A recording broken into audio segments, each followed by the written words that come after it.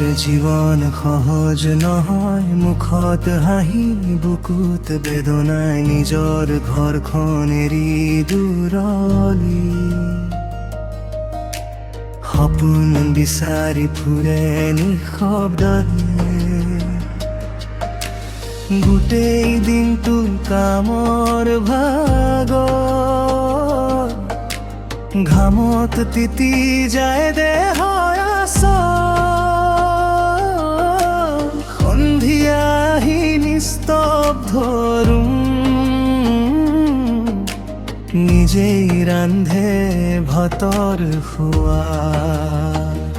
যি লৰাই নিজৰ ঘৰখন এৰি বাহিৰত কাম কৰিবলৈ যায়, সেই ল'ৰাজনেহে বুজি পায় ল'ৰাৰ জীৱন কিমান কষ্টৰ হয়। মাকৰ মৰম দূৰত ৰৈ যায়, বাপেকৰ কথা মনত বাজে, চকুৰ পানী লুকুৱাই ৰাখি হাঁহি দিয়ে সকলোৰ মাজে।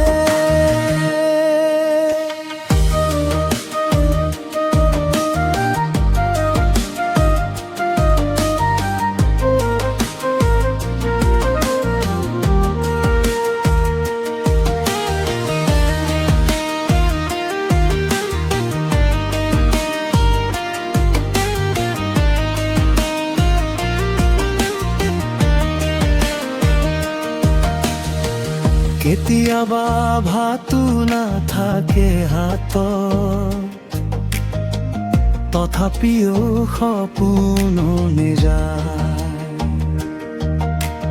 নিজৰ মানুহ সুখত ৰাখিবলৈ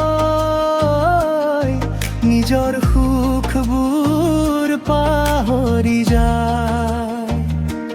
ৰাতি শুই থাকোঁতে মনটো কান্দে, ঘৰৰ কথা মনত পৰে, তথাপিও পুৱাই আকৌ উঠি জীৱনৰ যুদ্ধত নামি পৰে।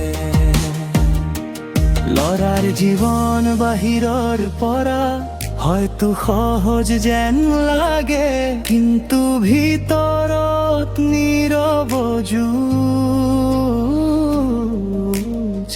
প্ৰতিদিনে বুকুত জ্বলে।